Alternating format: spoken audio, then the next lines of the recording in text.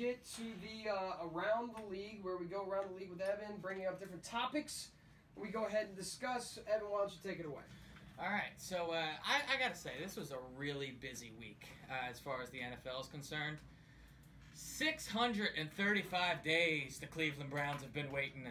Their fans have been waiting for the freezers to open up, chains to come off the refrigerators. They got their first win in 2 seasons.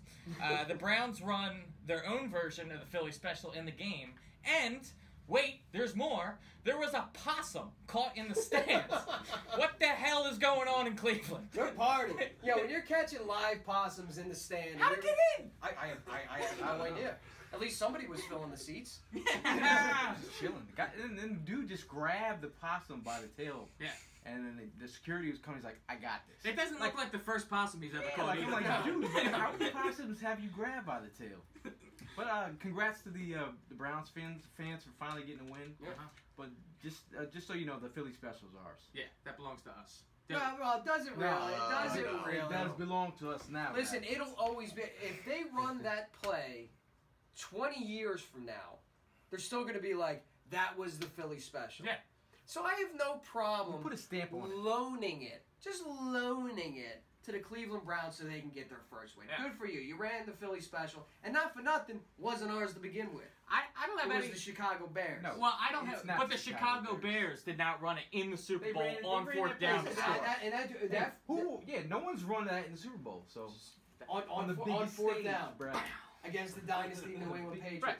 It'll always be referred to as the Philly Special. So we can loan it out here and there. And it just rolls off the tongue way better than the Cleveland Special. The Cleveland Special. Miami You don't tried. just loan out the Philly Special. It's like loaning out your girlfriend. You don't do that. All right. Because And she's now, special. I guess. But she's special. She's special. She is special. That's right. She's so the we don't, EROCK you don't, special. we just don't give away the Philly Special. You can call it whatever you want, but it's not the Philly Special. So, another issue that has been at the forefront of the NFL this entire year has been the new penalties. One of them being the body weight rule. William Hayes he is the first one to try and abide by this rule and ends up hurting himself in the process. He was trying to sack Derek Carr and not drive his body weight onto him, try to twist him to the side, and in that effort, he tore his ACL. He's out for the season. Yeah, that's crazy. Do you think that there's going to be more repercussion injuries because of these penalties? I mean, this is a problem. It's early in the season. Like players, when they don't know how things are being officiated, and you don't give the players a direct idea of what's going on, and like, how are you supposed to stop your weight midair? Yeah, you know when you're moving 20 miles an hour. Like, imagine Brian Dawkins coming out after quarterbacking, does the spread, and he's in the midair, and he lands on a quarterback. How is he not going to put weight on a quarterback? And Clay Matthews, he's getting hit with these penalties. And Mike McCarthy was ready to fight a ref on the sidelines over that. Here's the problem. We talked about this at length during the preseason and how this is kind of, not to sound like an old head, but really kind of ruining the game, right? The problem is this rule is not going away. The NFL has changed the rules. The end zone celebration. Once upon a time, you couldn't have any choreographed or group celebrations in the end zone. Not only did they change the rule, and this is acceptable now, but it's encouraged because it means highlights. Ratings. It means ratings. What is a catch? What is not a catch? They changed the catch rule. And I will die on the hill, probably by myself, in saying that I had no problem with the catch rule as it stood last year. I'm going to die on that hill by myself, but I sincerely feel that way. Because why? Because it equals ratings. And the more touchdowns, the more catches, the more first downs, the more the offense is on the field, the better off it is for the league, or at least the way they see it for ratings. When you have a rule that deals with player safety, how exactly are you supposed to turn back the hands of time on that one? How are you supposed to turn back the hands of time on saying that the quarterbacks aren't the number one thing that's driving the ratings for this league? How are you supposed to look at Aaron Rodgers and try to put in a rule that decreases the chances of losing a franchise quarterback for the season, because people are tuning out of Monday Night Football and Sunday Night Football games and Packers games in general? They're a big ticket. So when you have these player safety rules, you're not going to reverse them. It sucks. I'm not happy about it. But the players and the coaches need to start figuring out a way to get around this. Yeah. The funny thing is, it sends like this weird message to the players, like who's more important. That's what I was going to get at. You got a quarterback, you dive at the quarterback's knees.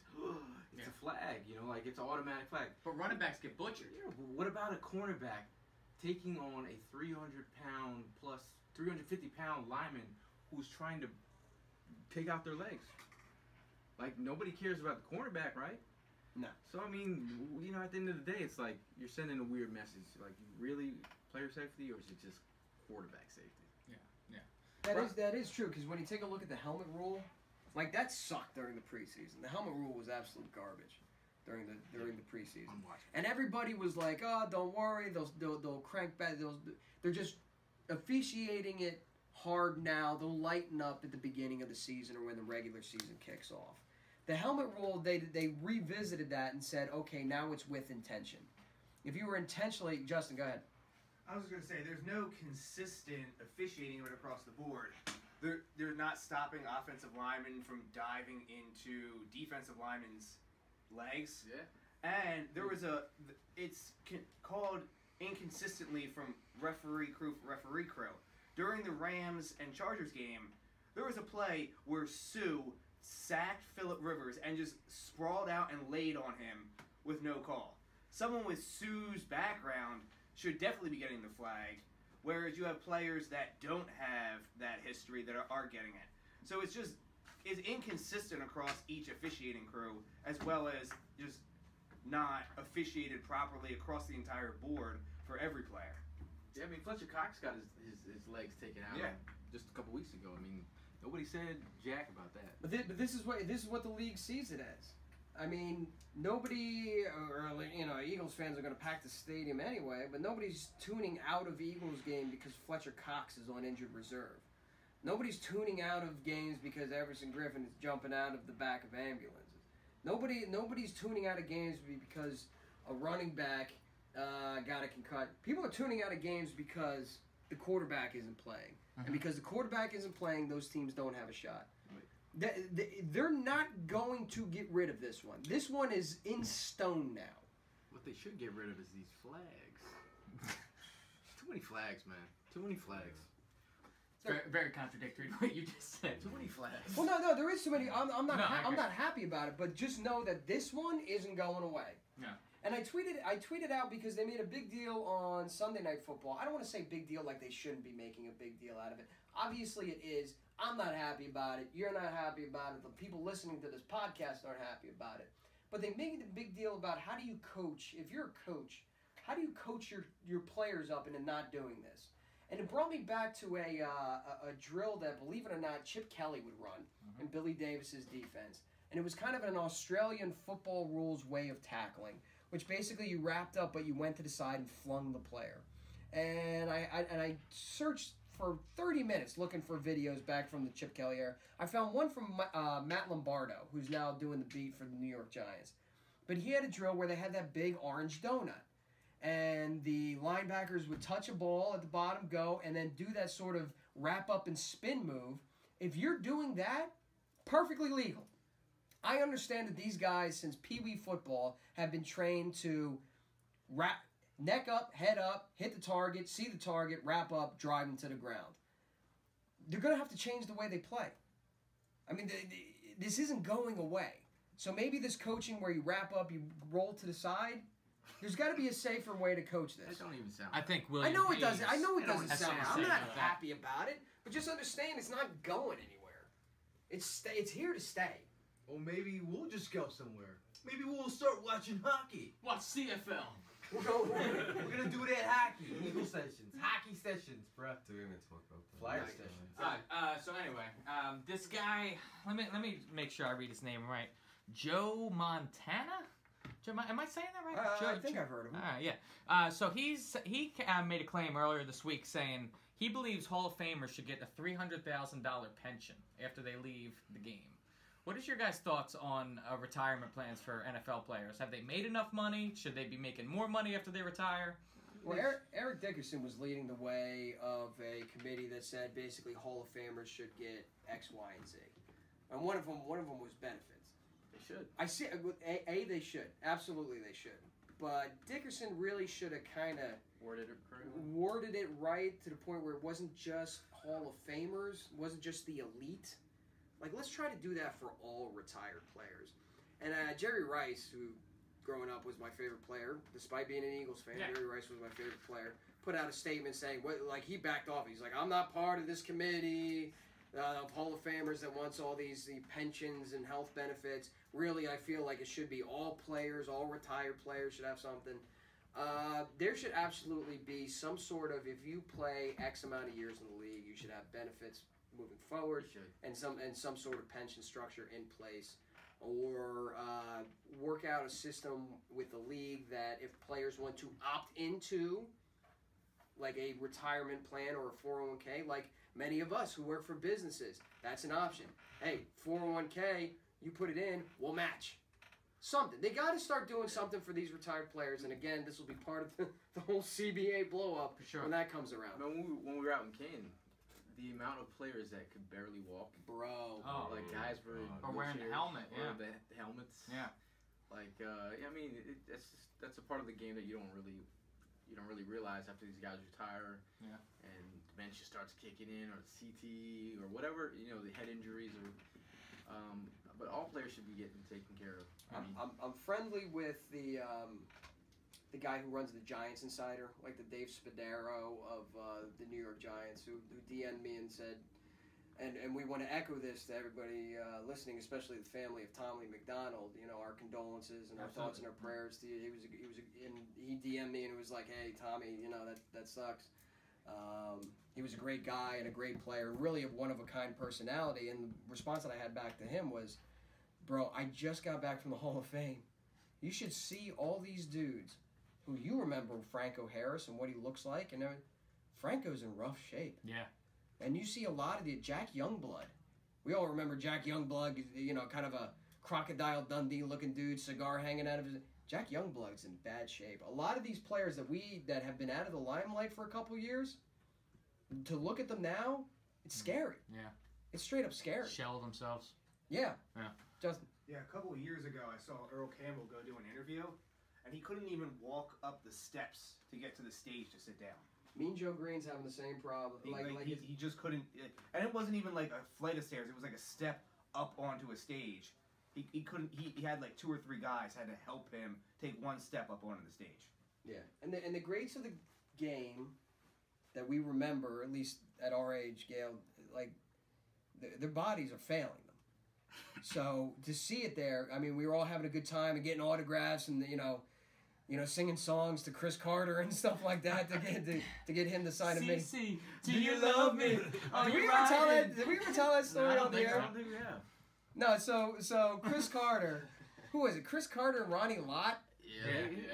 So Chris Carter walks by and we was a little Hollywood for a second, and I was like, "Come on, man! These at the car."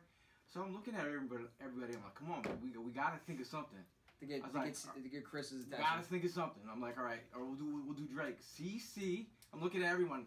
CC. Do you love me? Are you riding? So you'll never ever leave. Sing with me. CC, do you love me? And all of a sudden you start to see his shoulders rock like this. And then he's doing he does the heart move with his hands. And next thing you know, we all got autographs. Yeah. He was loving the fact he stopped like 1 foot on the bus to get on the bus to take all the Hall of Famers away. He stopped, started jiving his shoulders back and forth, turns around with the heart. We're all singing the song, and comes over and signs everybody's autograph. Yeah. But it was really, besides having a good time out there and getting to meet a lot of Hall of Famers, like seeing these guys all banged up like that, rough shape, dude. It was kind of heartbreaking. Really, really, really heartbreaking. By the way, Tommy McDonald, NFL champion 1960, 6-time Pro Bowler, 2-time first-team All-Pro, NFL receiving yards leader in 1961, 2-time receiving touchdown leader in 1958 and 1961, Eagles Hall of Fame, Eagles 75th anniversary team, and the Pro Football Hall of Fame. What a career. An illustrious What a legend. career. Yeah. And really one of a kind. I don't know if anybody in this room has ever had the opportunity to meet Tommy McDonald. There will never be another. He was a personality like you have never met in your life. Such a nice, humble guy that stayed in the area, loved the Eagles fans, loved being a Philadelphia Eagle. And every time they introduced him for alumni, man, he would just soak it up. Yeah. Sometimes he would dance. He would Yeah. dance. Like he would do a little hop step. A lot of energy from that dude. Yeah. He's going to be missed. He's going to be missed. Yeah. What else we got, man? As we lose Tommy McDonald, we end up gaining another person in the Philadelphia scene. It's not a football related, but our boy Gritty is officially on the scene. I'm not so sure if you have seen him yet, but he crawled out of the depths of Kensington and is now going to be at Flyers game as their mascot. What is your guys' thoughts on the new mascot? Wow. I mean, Not football related, but certainly Philadelphia related, and I appreciate you bringing it up. As you know, 4th of JAWN here, we're big on the internet. We're big on viral marketing. Yes. Okay? When I first saw this thing, this creature, this whatever, the first thought in my head was, you spent all this time looking for a franchise goalie, and instead you gave us a big orange Muppet. Yeah. I mean, he did look like a cracked out version of the Philly Fanatic. Yeah, and he does the belly move too, like Yeah, the Fanatic. it was real bad. It lit Twitter on fire. Yeah. The #1 trending topic was friggin' Gritty. Yeah. And today he went on his media tour. And they had the Pittsburgh Penguins tweeting about it. They had everybody tweeting about it. He went completely viral. yeah. You know what? No such thing as bad publicity. It was a lesson in viral marketing courtesy of the Philadelphia Flyers because nobody can stop talking about this friggin' mascot, Justin. He got like 60,000 Twitter followers overnight. Yeah. Crazy. Move over, Chizzy gets busy. It's Gritty. Gritty gets busy. Gritty gets litty. Oh. Gritty gets litty. Yeah. But I don't know how, like, mascot, like, my family's Flyers season ticket holders as well. Yeah. So we spent a lot of time down in Wells Fargo Center watching that. And, you know, Flyers fans, at least the diehards, like the mascot, at least in my opinion, is the last thing they're thinking about. The Flyers fans, hockey in general is such a niche market. Yeah. Maybe it's a You know? distraction. Yeah, For the to fact that distract you they're- from what's going on the ice, for sure. There you go. I love it. What else you got, man? Anything else? One more thing. Tiger Woods is back, people. He won a tournament. Sorry, I had to take that time to just. That's my final round of league. I know you don't care. Thank you. I know you don't care. But everybody else. We got possums. We had the full gamut today. We got people borrowing my girl. Yep. We got people jumping out of ambulances. Tiger might borrow your girl. We got Gritty. He's not coming back. No, nor would I blame her. Be like, yo, put me on that alley, get some of that Tiger money. I might be all in favor of that. All right, we're